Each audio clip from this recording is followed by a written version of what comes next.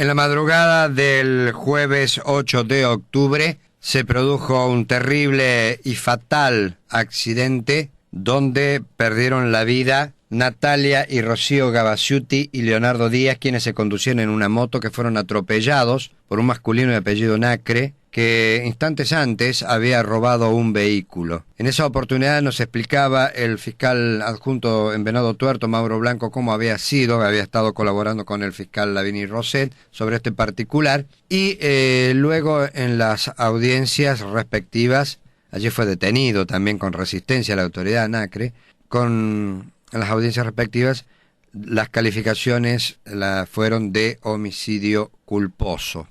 La Fiscalía, el Ministerio Público de la Acusación, solicitó y apeló a esta calificación, considerando que era triple homicidio doloso y además agravado por el hecho del robo de un vehículo.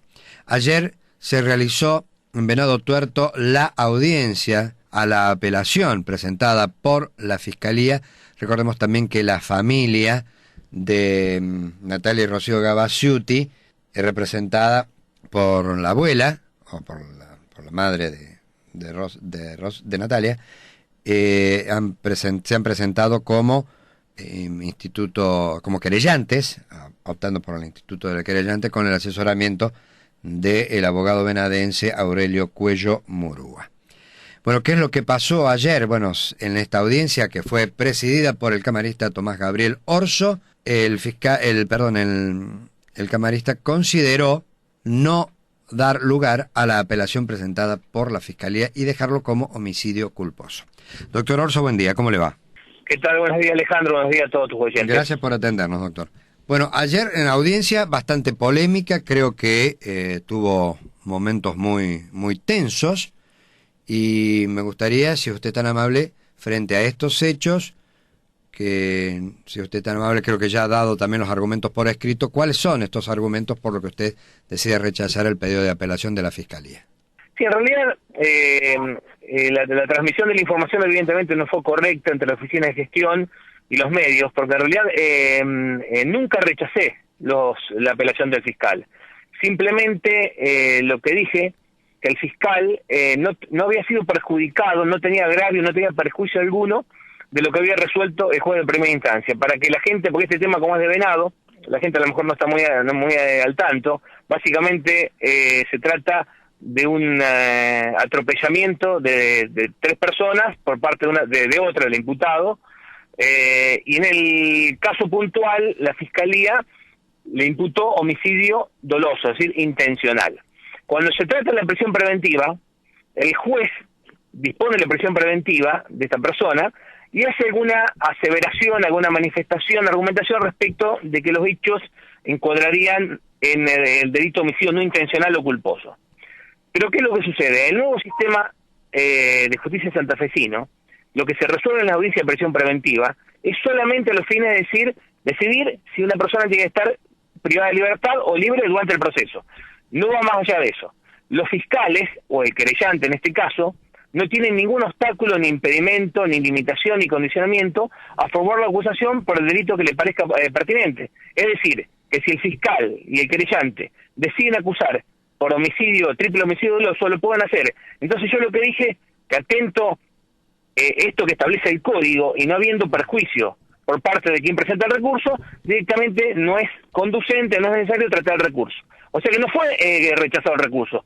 Fue dicho, no hay perjuicio, no hay agravio. Por lo tanto, usted puede hacer lo que estime pertinente sin ningún tipo de limitación. ¿Quedó claro? Bueno, sí, en parte sí y en parte no. Usted sabe que muchas veces los términos legales por allí la gente no los entiende muy bien. Por eso es importante esta comunicación para aclarar puntos. Bueno, usted, digamos, ha tenido por allí alguna palabra con lo que es la falta de comunicación entre la Oficina de Gestión Judicial y la prensa. Eso a mí Eso yo ya lo vengo diciendo hace muchísimo tiempo, incluso con la prohibición que ha hecho la Oficina de Gestión Judicial a nivel provincial de no permitir a los medios hacer las transmisiones correspondientes, porque eso es sinceramente negarle a la gente que se entere lo que pasa. Pero ayer yo le digo acá lo que informa la oficina en un comunicado donde publica algunos elementos, hacen a esto que estamos hablando, doctor Orso. Claro, porque la transmisión a lo mejor de la parte resolutiva o de algunos fragmentos a lo mejor de la resolución no transmiten lo que realmente sucedió. Acá en concreto lo que tiene que quedar en claro todo el mundo es que tanto el fiscal como el querellante pueden formular la acusación por homicidio doloso, y que el recurso del fiscal que apuntaba a que se dejara sin efecto la resolución resultó totalmente innecesario, porque esa resolución, repito, no obliga ni al fiscal ni al querellante a formar la acusación que estimen pertinente. No es como el sistema anterior, que a lo mejor había una resolución judicial que vinculaba, porque evidentemente antes la investigación la llevaba a cabo el juez de instrucción. Sí, sí. Bueno, ahora no, ahora es el fiscal, o eventualmente puede estar junto con el querellante. Y los jueces simplemente tomamos decisiones en diferentes etapas del proceso. En la primera etapa, donde se imputan los hechos y se define la prisión preventiva, se resuelve sobre esa cuestión nada más, y no se proyecta más adelante. Es decir, ahora lo que puede llegar a venir es una acusación fiscal y del querellante por homicidio doloso. Y en su caso, podrá haber algún tipo de planteo de la defensa previo al juicio. Pero en definitiva lo que yo considero que toda la cuestión acerca de la calificación legal, es decir, si la conducta es doloso o culposa, el escenario ideal para tratarlo y para resolverlo es el juicio oral. El juicio oral es donde todo este tipo de cuestiones tienen que ser analizadas, y habrá un tribunal de 1 o de 3 jueces que dirá si la conducta de esta persona fue culposa, es decir, sin intención, o fue intencional. Lógicamente eso tiene un gran impacto en la pena, ¿no? Ahora, eso, digamos, está bien, a ver, para sintetizarlo y para ver si la gente puede entender.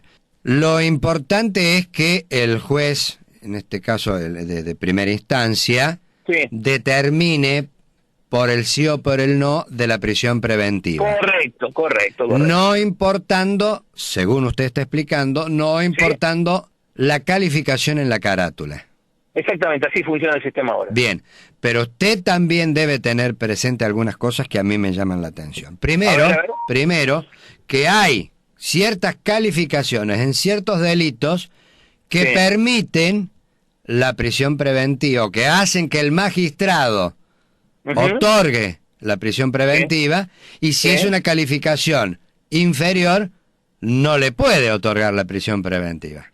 Bueno, por eso. Si entonces, en este caso, entiendo yo, en mi supina ignorancia legal, que según la calificación, también depende la resolución del juez para otorgar la prisión preventiva.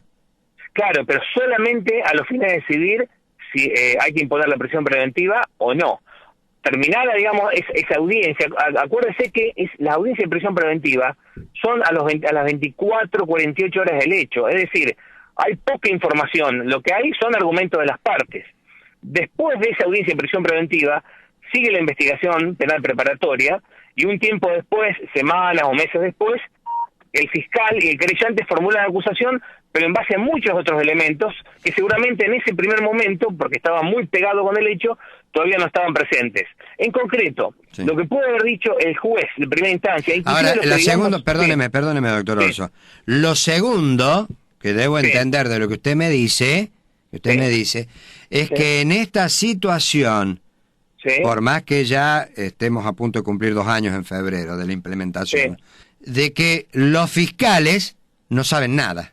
Y lamentablemente es un sistema nuevo que requiere su estudio. Ningún fiscal sabe nada. Bueno, no sé si decirlo en esos términos, pero evidentemente... Es lo que usted está manifestando de acuerdo a su resolución.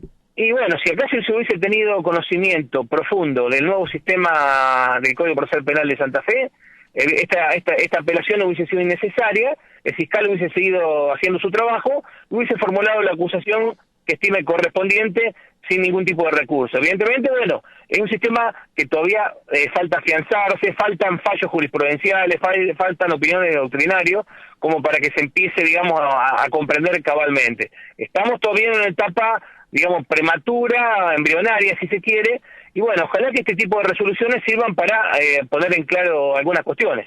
Esperemos que sí. Esperemos que sí. Sí, bueno, insisto con esto, ¿no? Usted prácticamente está insinuando que los fiscales deberían estudiar un poco más. En este caso puntual, evidentemente, se evidenció que hubo una falta de conocimiento del código. El código es muy claro. Cuando habla de que la acusación que formula el fiscal el único requisito que le exige al fiscal, un requisito lógico, es que haya habido antes una audiencia imputativa, es decir, la formulación de cargos, es casi una obviedad, ¿no? El único requisito que tiene que tener. Después, a partir de ahí, es una facultad que tiene el fiscal para decir, bueno, yo tengo elementos, tengo pruebas para llevar a esta persona a juicio. Pero el tema de la calificación legal, en ningún momento no hay ningún juez que previa esa acusación le pueda poner una mordaza o le pueda atar las manos, para decirlo en un término bastante entendible, a un fiscal o a un querellante en el sentido de la acusación que desea realizar. Doctor Orso, corríjame por favor, la persona que está detenida y acusada, imputada, es de apellido Nacre. Correcto. Nacre. ¿No recuerda usted el nombre? Daniel Nacre, es una persona que tengo entendido tiene varios antecedentes condenatorios y pasó muchos años en prisión. Tengo entendido eso, pero esto, bueno, lo conozco otra vez. Doctor Orso, le pregunto por desconocimiento, ¿quién está al frente de la defensa de Daniel Nacre? Bueno, justamente, a raíz de eso hubo un planteo anterior. Primero contésteme, doctor. Está la doctora Silvia Couselo, la defensora pública de Venado Tuerto. ¿Silvia Couselo? Silvia Couselo, sí, es la defensora pública de Venado Tuerto, que estuvo en la audiencia imputativa, en la audiencia de prisión preventiva, y ayer también estuvo asistido en la audiencia por el defensor regional, que es la máxima autoridad del Servicio de Defensa acá en la zona, que es el doctor Mariano Macioli. Y bueno, justamente esto venía a colación de lo que pasó antes de la audiencia de apelación de que estuvimos hablando recién. A ver, ¿qué pasó? Porque antes de esa audiencia hubo un planteo de recusación, es decir, un pedido de apartamiento que formuló la querella a través del doctor Cuello Murúa, donde se me solicitaba que no interviniera en esa causa, invocando de que en razón de que mi esposa, la doctora Silvia Gamba, es integrante del Servicio de Defensa Pública, eso, digamos, hacía dudar de mi imparcialidad. Y bueno, yo lo que consideré que en el nuevo sistema de organización de audiencias, cuando ella interviene específicamente en una causa, lógicamente yo no puedo ser juez de esa causa, porque hay un conflicto de intereses. Pero cuando está otro defensor público, en ese caso, justamente no está dado el conflicto de intereses. Y para argumentar estadísticamente respecto a esa cuestión, hice pedir un informe a la Oficina de Gestión respecto de mis intervenciones anteriores cuando la defensa pública era parte, o sea, había otros defensores, sea Domínguez de Rufino, Macioli, Couselo o Figueroa de Melincue, y bueno, del informe surgió que en más del 70% de los casos mi resolución fue desfavorable al Servicio de Defensa Pública, con lo cual el planteo queda un poco vacío de contenido, y además hay que tener en cuenta que de ser así, primero que sería una falta de ética gravísima de mi parte, segundo que implicaría una connivencia entre dos personas que integran un matrimonio, pero que a su vez tendrían el aval, si se quiere, de otros integrantes del Poder Judicial, como es, por ejemplo, los fiscales, porque si hubiese habido alguna situación de favorecimiento indebido, ilegítimo, hacia la posición del Servicio de Defensa Pública, se tendría que haber visto en las audiencias, y los fiscales tendrían que haber objetado o hecho alguna presentación o me hubiesen recusado. Evidentemente no lo hicieron, porque no hubo ningún elemento, no hubo ninguna irregularidad, no solo en este caso en particular, sino anteriormente. Pero bueno, esta es mi posición. Ahora va a haber 3 jueces seguramente que van a analizar si la recusación planteada por la querella corresponde o no corresponde. Le pregunto esto, en cuanto a la presentación de la querella de la recusación por esta situación vincular, conyugal. Sí. Habiendo hecho presente esta manifestación, la querella, ¿es necesario que también la haga la Fiscalía? Porque por allí el Ministerio Público dice, no vamos a hacer esta presentación porque ya lo está haciendo la querella. No es necesario, pero digamos por lo eso, que entonces... lo que yo interpreto, que esta situación, si se da en esta causa, este conflicto de intereses que plantea la querella, se hubiesen dado en todas las causas desde que se inició el sistema, porque desde que se inició el sistema está dada la misma situación. Es decir, en todas mis intervenciones anteriores estaría sospechado de ser parcial. En ese caso, tendría que haber habido algún tipo de presentación, reproche, cuestionamiento, observación de parte de quienes tendrían que haber sido perjudicados por esa actitud parcial de mi parte, que fueron los fiscales. Por eso traje a colación el tema de los porcentajes, que es muy relativo, ¿no? Porque a veces hablar de porcentajes de éxito o fracaso en cuestiones judiciales es muy relativo. Pero bueno, lo cierto es que en más del 70% de los casos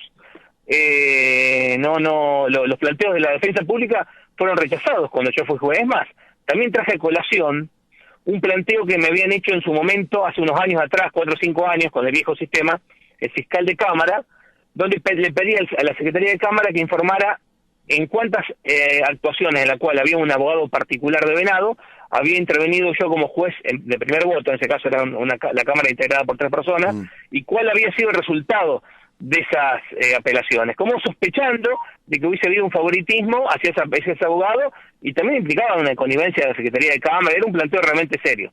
Bueno, se pidió el informe y se llegó a la conclusión, a través de los datos que surgió del sistema, que en la mayor cantidad de recursos que había presentado este abogado y yo había salido primer voto, habían sido rechazados. Es más, le había ido mejor que con mi colega Sala, el doctor Vidal.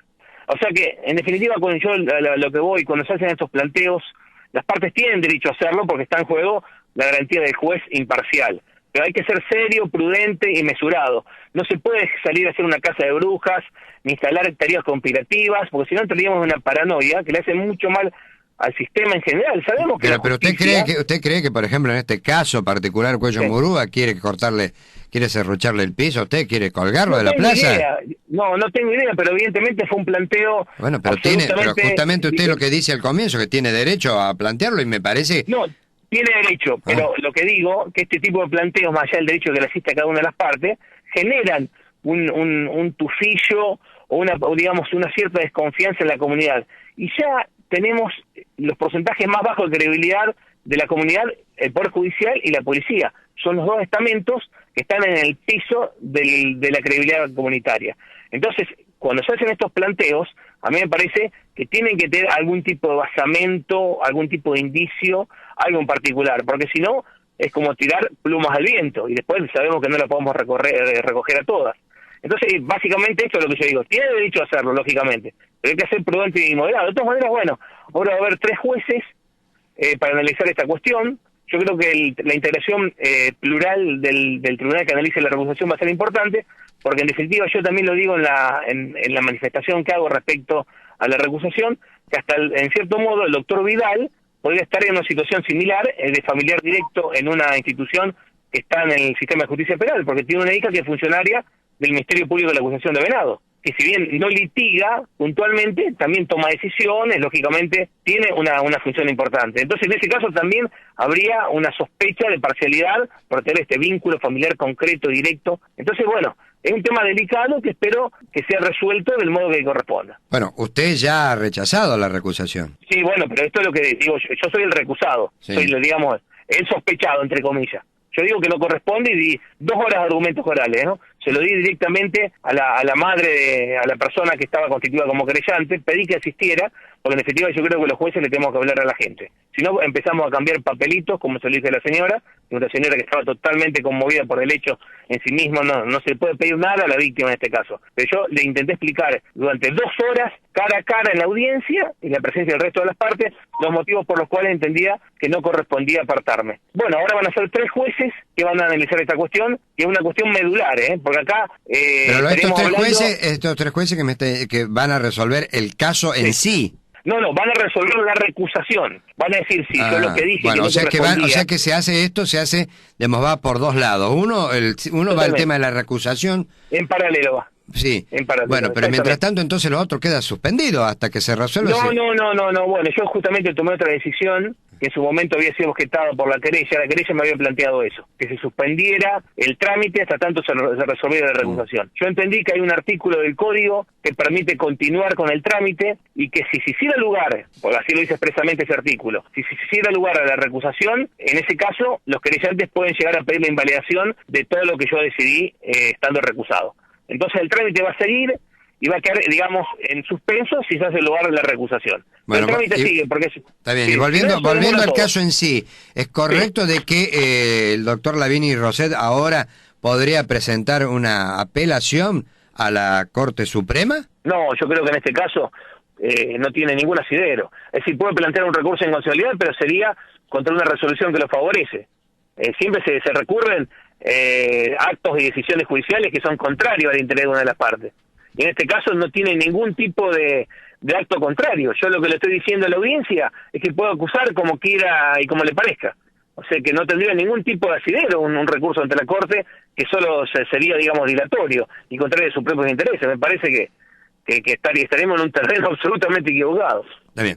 Sintetizando entonces, usted consideró, en el caso en sí, en la apelación, que no corresponde la apelación simplemente porque la calificación del delito no hace ni afecta a la prisión preventiva. Exactamente, ni más ni menos. No vincula al fiscal ni a la querella a formular una acusación en determinado sentido. La querella y la fiscalía, de entenderlo y de desearlo, pueden acusar por homicidio doloso. Eso concretamente es lo que digo. Y que los fiscales deben ir a un curso de actualización para analizar y estudiar. No todos los fiscales. Hay fiscales muy probos, capaces, idóneos, como el fiscal de Rufino, doctor Clavero, y en este caso el doctor Lavini. En definitiva, son cuestiones de interpretación jurídica también. Acá estamos hablando de un código nuevo, que hace poco más de un año que está en vigencia, y a veces en materia jurídica 2 más 2 no es 4. A veces los mismos abogados tenemos la mitad de la biblioteca para un lado y la mitad de la biblioteca para otro.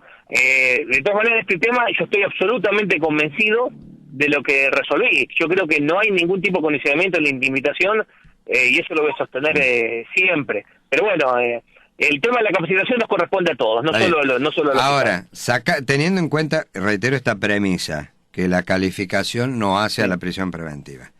Ahora, yo le pregunto a usted, le pregunto como camarista, le pregunto como abogado y le pregunto como ciudadano. A ver, ¿Usted no considera que, y por favor corríjame, no considera que una persona que comete el ilícito de robar un auto, que va a altísima velocidad por una arteria, no sabe que puede provocar un accidente y puede provocar la muerte? ¿Eso no es más que culposo? Pues, lo que pasa es que yo estoy en la causa. Mientras esté en la causa y puedo llegar a despedirme acerca de algún planteo en relación a este tema puntual, generaría que estaría adelantando opiniones. Ahí sí sería pasible de una recusación con causa absolutamente justificada. Así que esto lo podemos llegar a hablar cuando esto avance y, digamos, ya no esté en la causa. Es un tema, digamos, para hablar un rato largo. Pero en este momento, lamentablemente, no puedo adelantar opinión al respecto. Le agradezco su tiempo, que tenga una agradable jornada. Por favor. Gracias, hasta luego. El camarista Tomás Gabriel Orso.